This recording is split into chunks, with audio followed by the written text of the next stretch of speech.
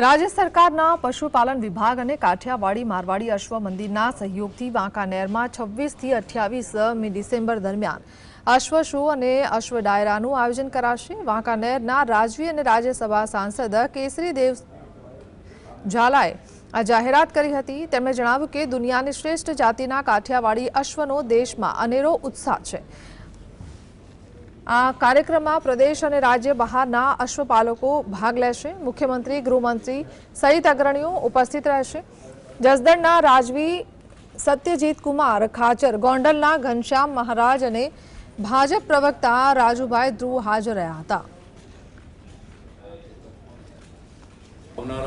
26, 27 અને 28 તારીખે વાંકાનેર મુકામે राज्य कक्षाનો अश्व शोનું જે આયોજન કરવામાં આવ્યું છે એ આખું આયોજન સરકારી વહીવટીતંત્ર અને ખાસ કરીને પશુપાલન વિભાગના દ્વારા દર વખતે કરવામાં આવે છે। આ વખતે પણ પશુપાલન વિભાગના દ્વારા આ કાર્યક્રમ યોજવામાં આવ્યો છે।